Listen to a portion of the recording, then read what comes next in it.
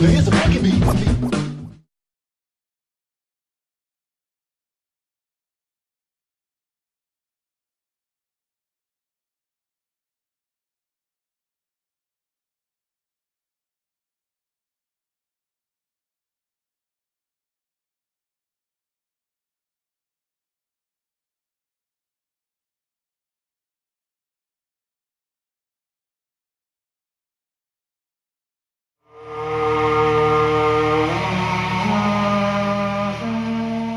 J'avais le plus beau des métiers.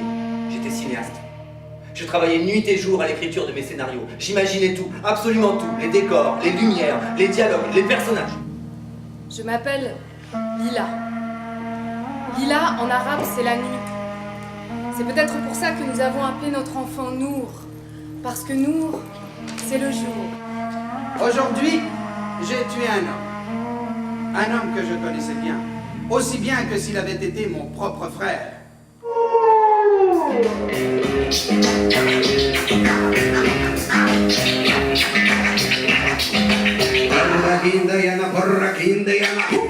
Ferme les yeux, elle danse et elle ferme les yeux.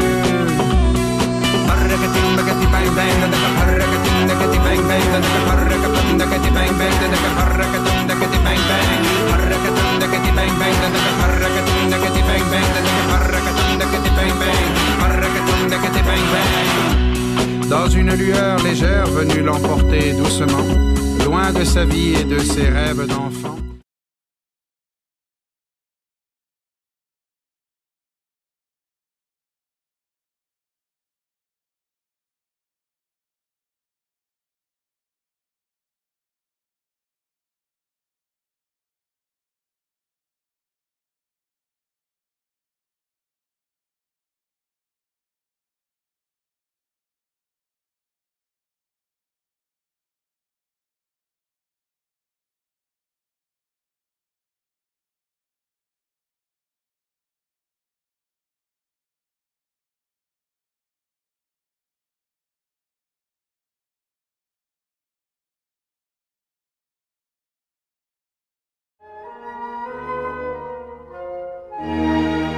C'est intéressant que vous dessinez le triangle du bas d'abord.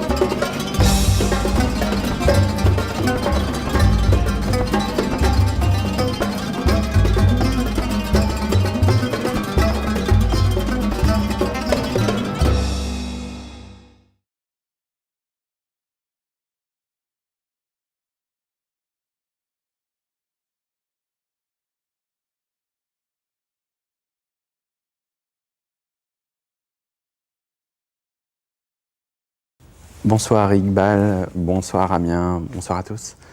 Moi, je suis très content de revenir la saison prochaine et je reviens pas en train, pas à pied non plus, parce que je reviens en Renault 12.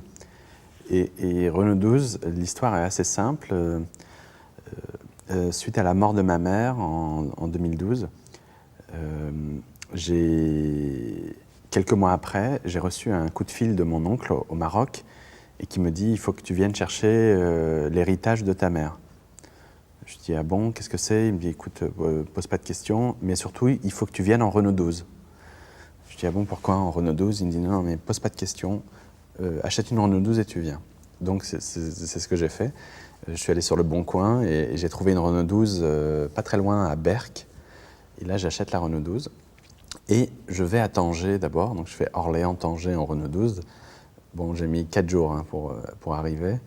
Je vous épargne les pannes. Et arrivé à Tanger, donc je demande à toutes mes tantes, tous mes oncles, pourquoi l'oncle qui est dans le Rif, il m'a demandé de venir en Renault 12, c'est quoi l'héritage? Et personne ne me répond. Donc, je finis 2 jours plus tard par arriver dans le Rif. Et là, voilà, je vois mon oncle. Et il me dit, écoute, ton grand-père avait un terrain, il l'a partagé entre tous ses enfants, et la part qui appartenait à ta mère, elle te revient. Et il se trouve que c'est un terrain de 4 hectares.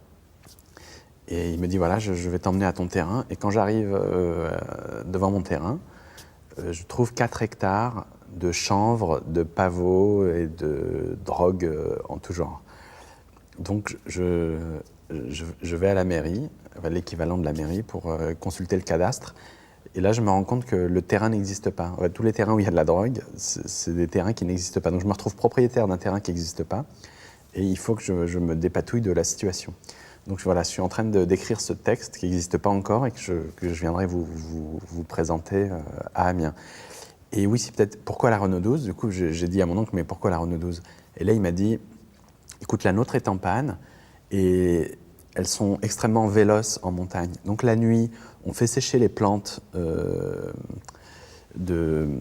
les plantes de comment s'appelle Zachary, les plantes de chanvre. Et on les met sur des galeries de Renault 12.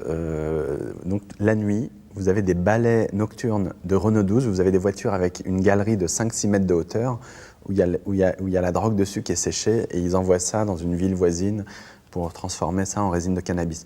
Mais je vous expliquerai tout le parcours très précis de la circulation de la drogue, vous pouvez en acheter, enfin voilà. Bonne fin de soirée, à très bientôt j'espère. Salut.